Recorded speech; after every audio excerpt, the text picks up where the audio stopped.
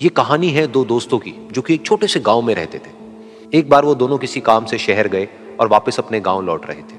उनके गांव तक पहुंचने के लिए उनको एक घने जंगल से होकर के गुजरना था। और जब वो उस जंगल से गुजर रहे थे तो एक दोस्त को प्यास लगी और वो पानी ढूंढने के लिए रास्ता भटक गए। थोड़ी ही देर बाद शाम हो गई और रात होने ही वाली थी। तो उन दोनों की नज़र एक गुफा पे पड़ी जो कि पेड़ों से घिरी हुई थी चारों तरफ से। तो उन्होंने सोचा कि यही जगह ठीक है रात बिताने के लिए। तो दोनों ने कुछ लकड़ियाँ इकट्ठी करी, उस गुफा के अंदर गए और आग जला करके वहां पे बैठ गए।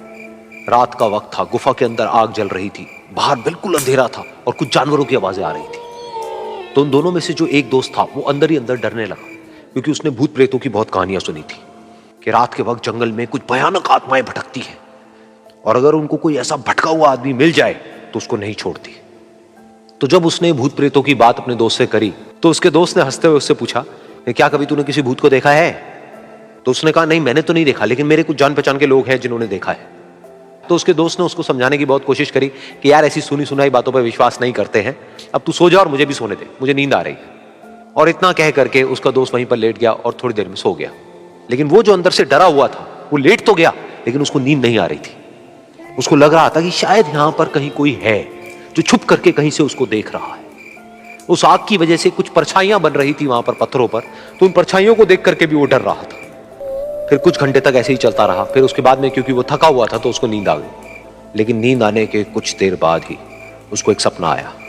सपने में उसको एक बहुत ही भयानक परछाई उसकी तरफ बढ़ती हुई नजर आई। अब जैसे जैसे वो अंदर से डरता चला जा रहा था, वो परछाई उसके और पास आती चली जा रही थी और बड़ी होती चली जा रही थी। और उस परछाई में एक हाथ उसको नजर आया जिसके बड़े बड़े नाखून थे, और वो हाथ उसकी तरफ बढ़ता चला गया और उसके गले तक पहुंचने ही वाला था कि तभी वो डर करके एकदम से उठा।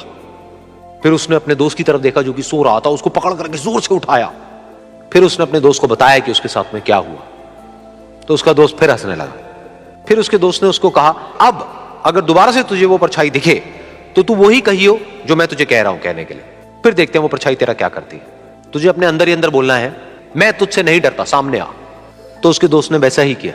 थोड़ी देर बाद दोबारा से उसको सपने में वही परछाई नजर आई और वो परछाई धीरे धीरे उसकी तरफ बढ़ने लगी। लेकिन इस बार वो उस परछाई से डरा नहीं, बल्कि अपनी पूरी हिम्मत जुटा करके उसने वो ही कहा, मैं तुझसे नहीं डरता, सामने आ। मैं तुझसे नहीं डरता, सामने आ। मैं तुझसे नहीं डरता, सामने आ। जैसे जैसे वो ये बोलने लगा वो परछाई छोटी होने लगी और उससे दूर होने लगी। वो बोलता रहा, वो परछाई छोटी होती रही और धीरे धीरे वो परछाई दिखनी बंद हो गई। बिल्कुल ऐसा ही हमारी जिंदगी में भी होता है। हमारे अंदर जितने भी डर है, उससे हम जितना डरते हैं हम उतना ही छोटे होते चले जाते हैं और वो डर उतने ही बड़े होते चले जाते हैं। लेकिन अगर हम अपने अंदर के डरों से नहीं डरते हैं और उसका सामना करते हैं तो दुनिया का ऐसा कोई भी डर नहीं है जो कि हमें डरा पाए।